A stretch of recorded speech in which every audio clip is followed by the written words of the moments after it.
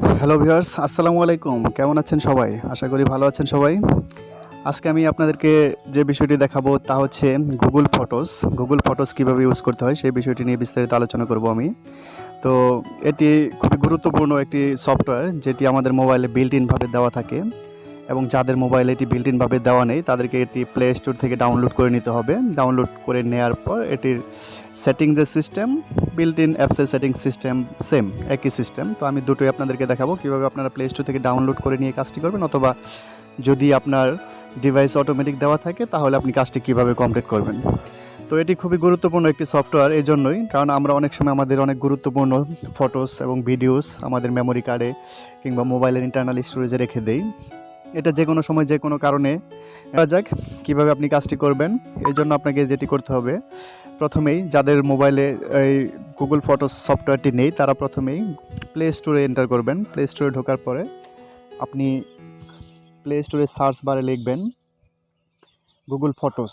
Search বারে আপনি লিখবেন গুগল ফটোস। আমার এখানে লেখা আছে, আমি এটিকে ক্লিক করে দিলাম। গুগল ফটোস লেখার পরে এই ধরনের একটা অপশন আসবে। আসার পর এখানে আমার ওপেন দেখাচ্ছে, যেহেতু আমার এখানে ইনস্টল করা আছে।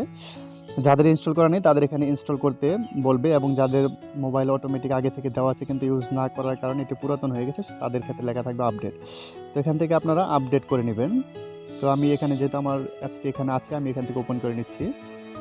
ওপেন করার পর প্রথমে যে জিনিসটি দরকার হবে, আপনার অবশ্যই একটি ইমেল অ্যাড্রেস লাগবে। যে ইমেল অ্যাড্রেসটি দিয়ে আপনার এখানে সাইন আপ করতে হবে। তো ইমেল অ্যাড্রেসটি দিয়ে সাইন আপ করতে হবে। এখানে উপরে দেখতে পারবেন, উপরে ডান পাশে কর্নারে একটি আইকন থাকবে, এই আইকনে ক্লিক করবেন। আইকনে ক্লিক করার পরে এখানে আপনার অ্যাকাউন্ট অ্যাড করার জন্য একটি অপশন আসবে। এখানে যেহেতু আমার একাধিক অ্যাকাউন্টে লগ ইন করা আছে, আমার অ্যাপসটি অটোমেটিক এখানে রয়ে গেছে। তো সেক্ষেত্রে আপনি প্রথম যেটি করবেন, আপনার গুগল অ্যাকাউন্ট দিয়ে এখান থেকে লগ ইন করে নেবেন। লগ ইন করার পর আপনার এই ধরনের একটি ইন্টারফেস চলে আসবে।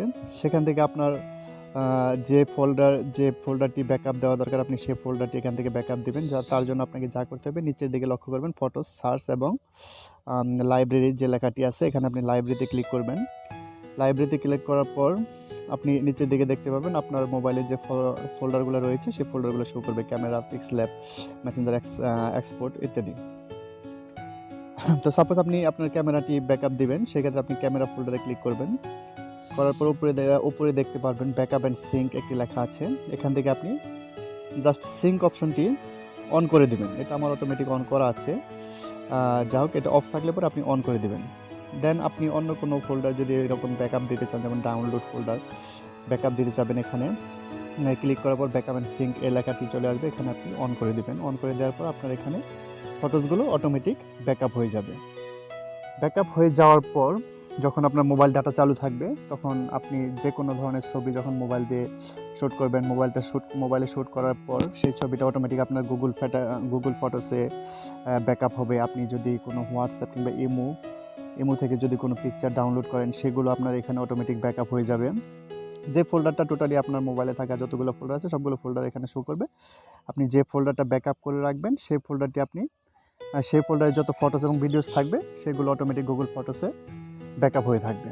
এবং আপনার মোবাইলটি যদি এরপর হারিয়েও যায় কিংবা নষ্ট হয়ে যায়, দেন আপনি যে কোনো মোবাইল অথবা কম্পিউটারে আপনার ইমেল অ্যাড্রেসটি দিয়ে লগ ইন করলে, গুগল ফটোস এন্টার করলে আপনার সবগুলো ফটোস, ভিডিওস আপনি সেখানে পাবেন। আপনি যেসব ফোল্ডারগুলো টোটালি ওখানে ব্যাকআপ করে রাখবেন সবগুলো ফোল্ডার সেখানে আপনি দেখতে পাবেন। সেখান থেকে আপনি আপনার ইচ্ছা মতো ফটোস, ভিডিওস ডাউনলোড করে নিয়ে পুনরায় ইউজ করতে পারবেন। তো এই ছিল শর্টকাট গুগল ফটোস আপনি কিভাবে ওপেন করবেন, গুগল ফটোসে কী করতে হয়, কীভাবে করতে হয়। এর ছিল একটি শর্টকাট ভিডিও। যদি এই বিষয়ে আরও কোনো ভিডিও আপলোড করার প্রয়োজন মনে করেন, অবশ্যই আপনারা কমেন্ট করবেন, আমি সেই বিষয়ে পরবর্তী ভিডিওটি গুগল ফটোসের উপরে আপলোড করব। তো ভালো থাকবেন সবাই। এই ছিল আজকে ভিডিওতে। আল্লাহ হাফেজ।